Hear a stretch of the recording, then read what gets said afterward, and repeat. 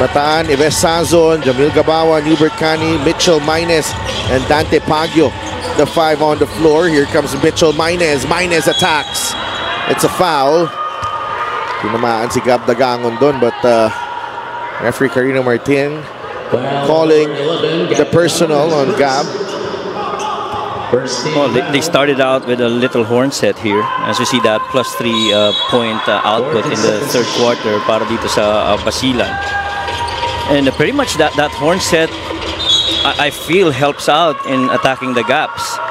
But first, you have to have that shooter also on that elbow side to try and generate a closeout so it opens up a little bit more space. Bataan has not scored beyond 17 points in the first 3 quarters. Cani fires. No. Tapikan ng bola. Ends up with Eman Calo. Hindi magmamadali ang ating kaibigan si Eman Calo. Chill lang. Oh, si signal ng play pero siya titira.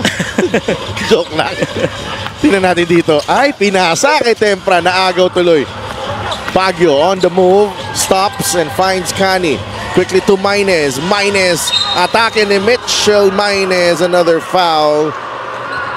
Oh boy, when he gets a running start, Mitchell Maynes, ang hirap talagang pigilan. Either it's a layup at the rim. A layup at the rim but a foul. Oo. Tsaka yung galop, nakita mo talaga. Yumayanig yung sahig pag nakuha niya yung bola. And so, if he gets that, you know that he's within rhythm to try and put that ball on the floor and attack the lane. Yung gather niya din, coach, no? Hindi rin mahirap kunan ng bola Kapit yung bola sa kanya Got a good grip on that ball too. 11 points now para kay Mitchell Maynes. He's carried the fight for the Risers, and they are only down by 6. As Cabagnot returns to the game for Gab Dagangon. And I'm sure for Coach Goody and Coach Ogie, that's a takeaway. You know, this is just below 10-point deficit. Pretty much you can come back off of it, and you just gotta execute real well in succession. Bento has returned. That's a hard foul by Gabawan on Tempra. I expect the fouls to be harder now in this fourth quarter. Again, terrific execution by Basilan dun sa ilalim. No, ang pasahan nila sa ilalim, it has been working for them here in this game. Tsaka yung mga pasa, tight din yung spaces, no? Pero late yung recovery for the most part ng Bataan. It's just a step faster itong Basilan to open spaces to which they play off of that. And the hope really is now you're down only one. This is just a 2-possession game. If you're Bataan, you gotta get a good stop and score some more. Now they are reviewing that last foul on Jamil Gabawan.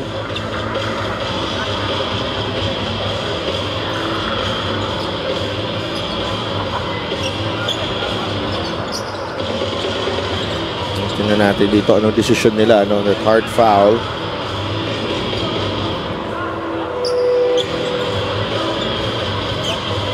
That was a hard one inside earlier. Hindi ka na talaga basta makakapasok sa loob ngayon, tingin ko, if you're Basilan, because Bataan has had enough of the points inside the paint. So it's there -6 right now. Pwede mong itawag kung unsportsmanlike, excessive hard contact, maybe. Yes. Pero it does not look like. Looks like a regular, no? Oh, unspo pa rin. Unspo. Still unspo. Yeah.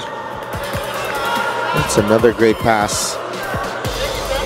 And I like the way itong he was fouled twice. Oh, yeah. Number 39, Jamil Gabawan is second. There was a sportsmanlike foul on number 4, JL Capulong, for excessive hard contact.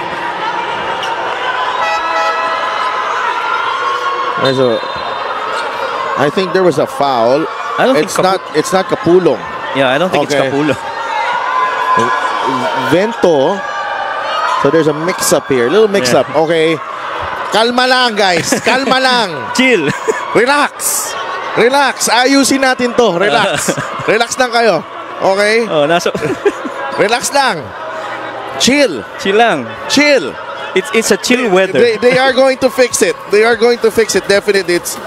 It's Bento right here. There's a foul above the shoulder. Correction. The last call was an unsportsmanlike foul on Jamil Gabawan for excessive hard contact. Okay. Jamil Gabawan Risers for improper bench decorum. is whistled for the unsportsmanlike foul. Yes. Okay. Okay? Okay na tayo lahat? Okay. Okay. Shoot na ng free throw. Si Tempra. I love the quick reaction of the coaching staff of Bataan. Gulat rin sila eh. 8 points. Ang tropa ko si Richard Tampos. Sa dinami-dami ng game dito sa MPBL, minsan na nagkakamalian. Okay? At pag nagkakamali siya, guys, pagbigyan nyo na. At aayusin niya rin yan. Okay? Let's not jump into conclusions here, okay? Ipagtatanggol ko yan. Si parang Richard. Any day of the week. In every game. As Arwin Santos gets that one to drop. Sabi ni Arwin, let's get back into the game. Oo. Ayun, ang bawi kanina nung nalusutan siya ni Maynes. Simple naman. Oh, wow. Steal here by Cabagnot. And just much more efficiency kahit sa depensa, with the energy that they put in defensively. Okay. A lot of things happening. A lot of things happening right there, medyo naalangan lang tayo, This is the play of the game brought to you by 1xBet, the title sponsor of the MPBL. Your choice, your victory. Feel more game with 1xBet. The foul right there was called on Yves Sazon, and matumba si Alex Cabagnot kay referee Karina Martin. But let's go to Sydney. Mahigit isang buwan nga hindi nakapagsapatos at nakapagbuhat itong si Arwin Santos dahil sa recovery niya from an unfortunate accident. Kanina dinidescribe niya sa akin yung mga sugat na pinagaling niya sa kamay at paa. Sabi ni Arwin, miss na miss niya yung basketball na para daw siyang nagbakasyon ng isang buwan sa Amerika at walang laing. Nakakatuwa yung analogy, pero he was very serious about getting back on his groove after his double-double performance last game. Sabi niya, ginaganahan ako lalo, na-excite ako. This vet talked to his teammates saying kailangan lang nila ng patience as they power through the second half of the regular season. For him, he feels the sense of urgency to help out immediately. Kanina daw sa first half, aminado siya may mga lapses siya sa defense. Babawi daw siya dyan at more rebounds pa. Sa Coach Mike. Maraming salamat, Sid. And you see the reaction from Coach Rich Alvarez because he thought Arwin had a shot there. Ito naman si Eman Calo, hiningi ang bola. Huwag mo na kasi hingin ang bola, tira na si Arwin di. And then, nagsorry din. Nagsorry. Okay na yan. Okay na. Okay. Pero kasi feeling ko, nakita niya nakashoot na kanina si Arwin. Ako naman. Kaya nga eh. But you see the groove that they are in right now. It was actually a sort of a broken play already. Right. And biglang nagkaroon ng opportunity pa rin mag-offensive rebound itong si James Tempra. That is right. Ay, lahat ng players, I think they're feeding off their two veterans right now, Coach Mike. Agree. And it shows a lot of, team play. They are plus 10 when it comes to assists. And none more important than the veterans actually connecting. Intis na tira ni Alex Cabagnot and Calo trying to save that basketball. Kanila pa ang bola. Right now, Bataan kailangan i-match yung energy nitong Basilan. They want to come back. And I think there's a lot of a bit of frustration as well. Yes. From the side of Bataan na hindi sila nakakasabay siguro dito sa energy. That is a carry. That is a carry and a half. Agree. Binit-bit. Nagsorry naman yata si Alex. Sorry yan. 63-52, 11-point lead, and Coach Rich Alvarez right there. Happened right in front of him. Actually, okay, going back to Sydney's report on Arwin, the month of June is actually a very busy month for the Santos household. Okay. A lot of birthdays, including Arwin's birthday. So sabi ng misis niya na si Yvette, parang hindi rin tong nagpahinga masyado si Arwin kasi left and right may maraming nangyayari. One of their I think one of their kids also celebrated their birthday this ngayong month ng June. So, kaya nung naglaro siya last week dun sa Pampanga, talagang sobrang excited niya na makabalik kasi nga medyo bakante pero busy.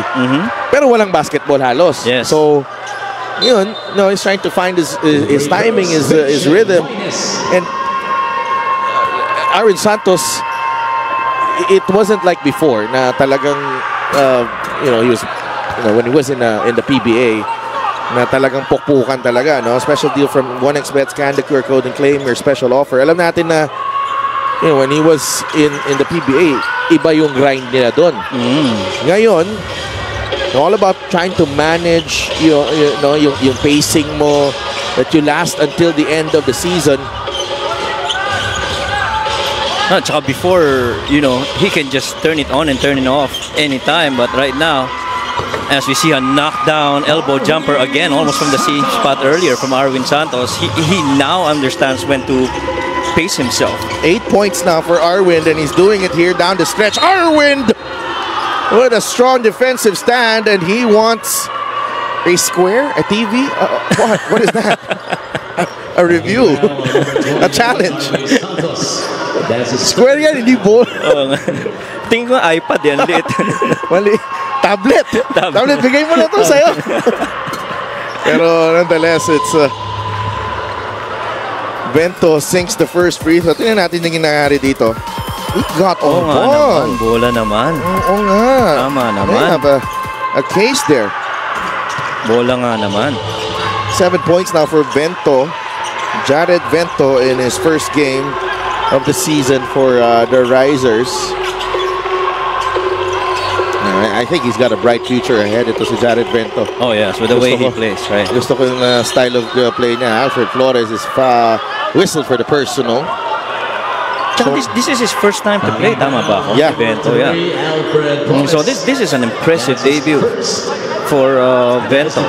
When going up against the veterans of Basilan and performing the way that you have, you've done well. Now, Bataan is in penalty with almost 7 minutes to play. Eman Calo has 5 points in the game. And that catch and shoot corner 3, really just in there for Eman Calo. The lead is ballooned to 14 for the Star Horse. Sazon goes to Capulong. Quick hands. Adi Santos and Alex Cabagnot. And one thing you have not seen from Bataan is that drive on the right side of the floor. Everything's going on the left. And so you feel that defensive gap covered. 3 on its way. Oh. Yes! Got it. Arwin Santos. They're playing loose. They're playing free. Arwin Santos. That's wife Yvette very happy at the moment as she watches Arwin sink this 3-point shot brought to you by Extreme One-Stop Shop Appliances. And Arwin Santos is 2 out of 2, roughly around that same spot this time around. Top of the key 3. Really good touch by Arwin Santos. Bataan's next 3 games, they collide with the Davao Occidental Tigers on July 4. I think that's in Imos, I believe. July 14, Mindoro Tamaraws. And then Jewel with the Valenzuela City Magic on July 23. So these are games that I think they'll have a really good chance of winning. Considering yung mga record, syempre Mindoro, we know is in a good run of form at the moment. 10-8 ang Mindoro. Yes. And Davao is also finding their form. Pero, wow! Who is this guy right here? Arwin Santos. Do I know him? He's been very active offensively. 13 points para kay Arwin Santos. Bento banks in the 3. So far, he scored 9 in the second half. Arwin Santos has.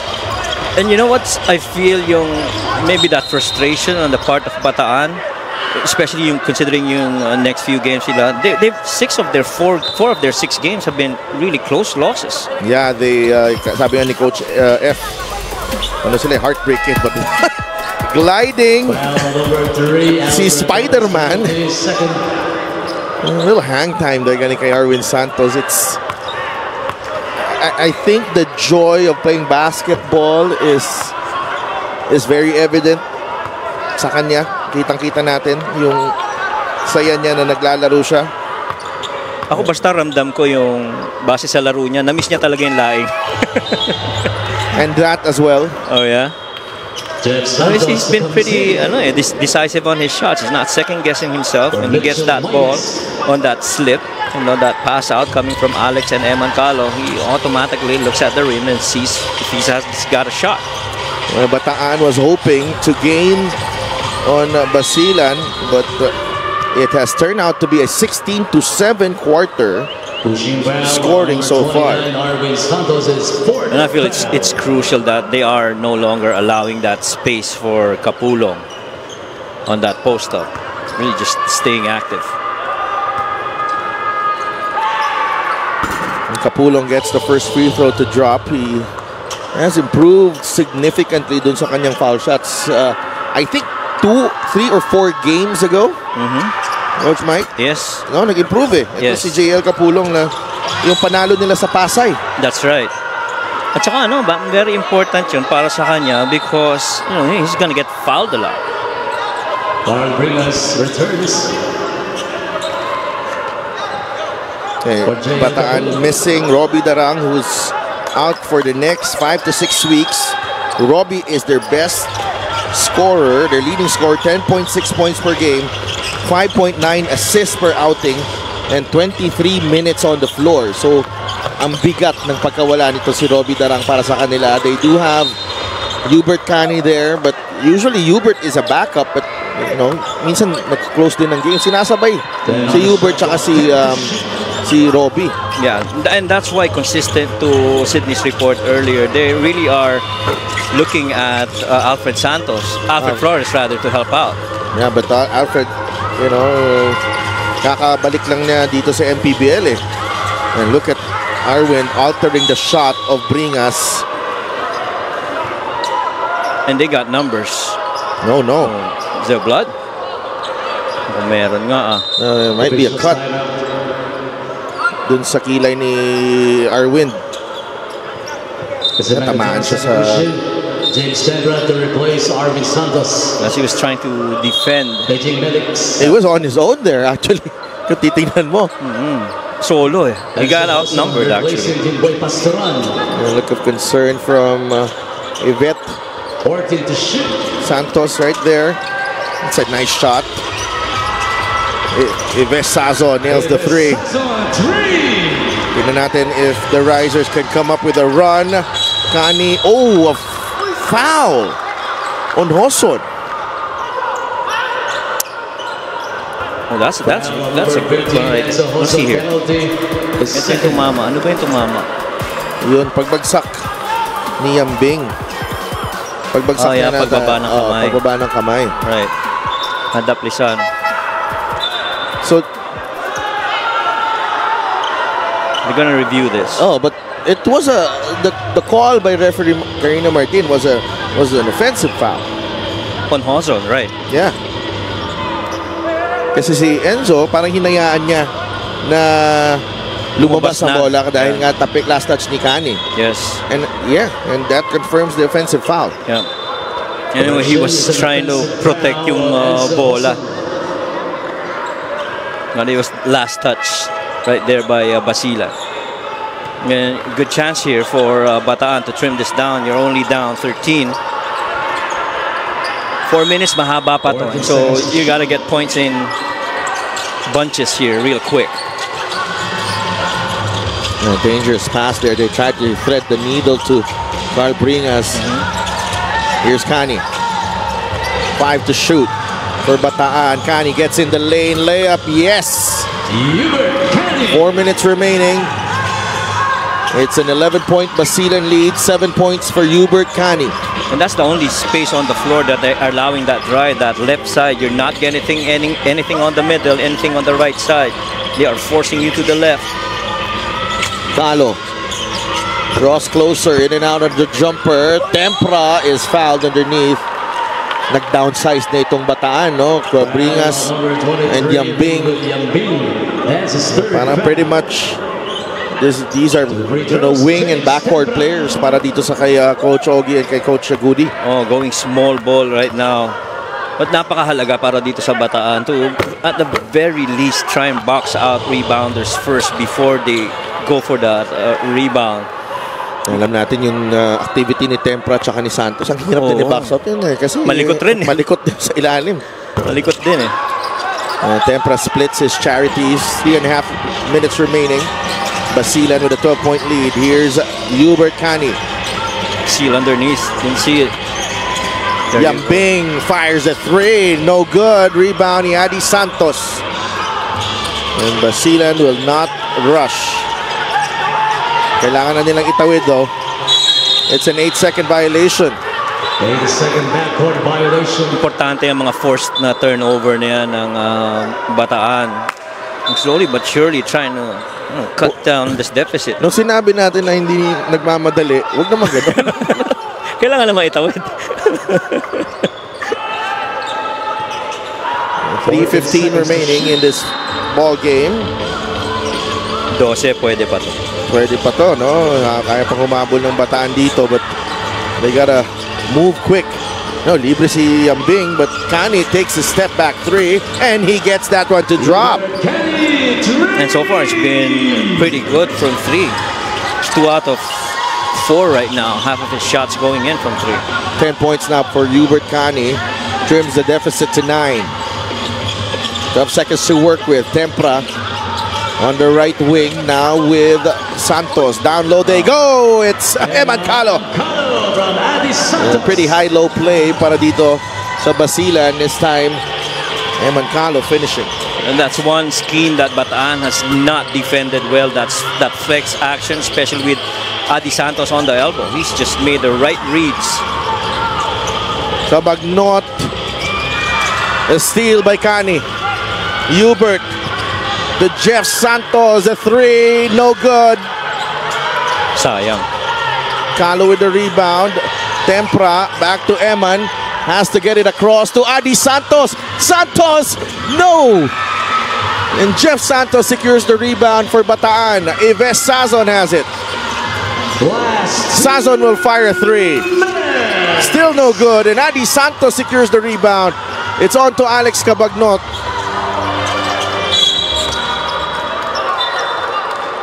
Ibang klase. Sayang yung mga attempts nitong Bataan. They got really good looks. A shot from Ives, a shot from Jeff. Both those guys missing. Had they made that, would have been, what, an 8-point game. It would have been a different story. That's right. But Alex Cabagnot is at the line. 77 to 66. The crunch man missing the first free throw. The Spider-Man, Arwin Santos, is fine. Ready to go na. 30.7 rebounds and 5 assists for Alex Cabagnot. Another all-around game. He's got 14 now. And Dante Pagio returns for William Bing. And pretty much his numbers, actually, itong si Alex Cabagnot. He's got more assists now over his average. He's got 7 rebounds as well to go with those 5 assists. Good overall game from Alex. Hubert finds a way. Hubert Cani nearly got a 3-point play opportunity. The shot off the glass just not going in. And Enzo Hoson is whistled for the personal. Yan yung mga mangilang-ilang pagkakataon na makikita mong mid-drive sa kanan itong Bataan. Only because Eman Calo did not stunt and help out on that drive by Hubert Cani, because he's got a shooter in the corner that he's got to defend. And Coach Rich Alvarez sends in Arwin Santos. May 11 puntos na si Hubert Cani. Most of them coming here in the fourth quarter. That's Robbie Darang behind the bench of Bataan. He's out for 5 to 6 weeks due to a fractured hand. 10-point game, 78 to 68. They put pressure on Enzo Hoson. Hoson trying to get it across. Calo was momentarily open now. It's with Arwin Santos. Eman Calo against Jeff Santos. Arwin is waiting. Arwin will fire. Arwin will hit. Taas na shooting percentage niya dito sa second half. I think he's just missed once. I think after that drive by Mitchell Minus kanina, na nung iniwan siya at na-foul counted, ay, Na-trigger. biglang na-trigger ito si Arwin Santos. Oo. Teka muna. 80-70, they had to give up the foul to stop the clock. Number 22, And those feet from Eman Calo and Alex Cabagnot, he really just took those shots unchallenged. And this is too easy. This is comfort level.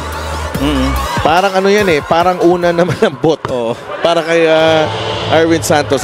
Sige, parang laing na lang din. Oo. Yung ganong klaseng tira. Sa napakaraming pagkakataon nakita niya yung sitwasyon na yan. I'm sure he's seen all the different types of defenses against that shot. And I like the performance as well from Eman Calo. 9 points, 5 rebounds, and 5 assists from the veterans of Basilan. When you get these numbers across the board from the Star Horse, and chances are they are going to get a W. Minute and 6 seconds remaining. They're up by 12. The Quezon Huskers, former MVP Gab Banal, Vince Magbuos, and Eman Tagle there will be in action against the Parañaque Patriots, a team that they swept in the playoffs last year. A different look para dito sa Parañaque Patriots now. Oh, yes. Their players from last season are all over the MPBL. And one of them even finding his way to Quezon. 14 seconds. JP Sarao. And another guy mid-season goes to Ilagan. That news about J-Boy Solis. And another guy leaves Ilagan. Philip Manalang going to Rizal for Coco Pingoy. Coco, that's right. Very, very interesting moves actually from Ilagan. I feel the pickup of Dennis Santos, J-Boy Solis, and the point guard in Coco Pingoy just brings a different dynamic altogether for that team. You get more of perimeter players that can actually make good decisions. You have, but syempre, very recent yung sinabi mo. Huwag mo rin kalimutan, Coach. AJ Miranda and TH Lumalip. Oh my God. And Donald Gumaru. Yeah, Donald Gumaru is a given. Ako interested ako sa kay AGM. That's a good pickup too. And so, ang daming piyesang nagbago.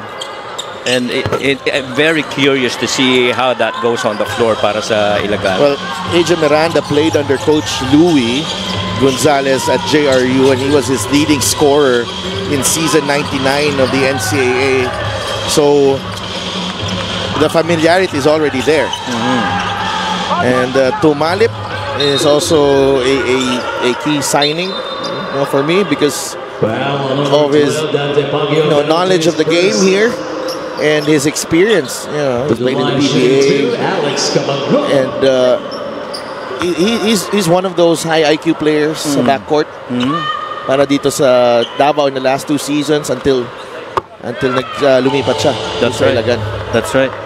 And so Ilagan actually brought in 6 more of scoring, 3-point shooting, good decision makers, and leadership. And length.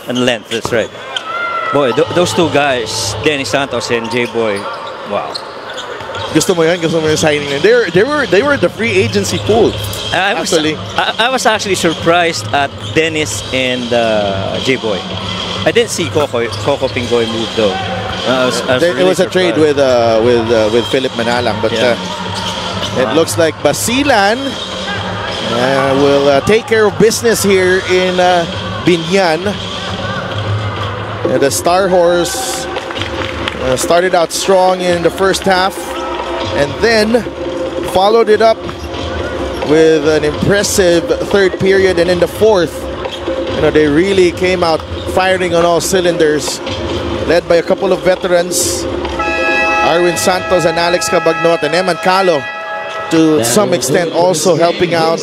Andy Santos was also a key contributor para dito kay Coach Rich Alvarez, and a good job all around para dito sa Star Horse as they pick up another win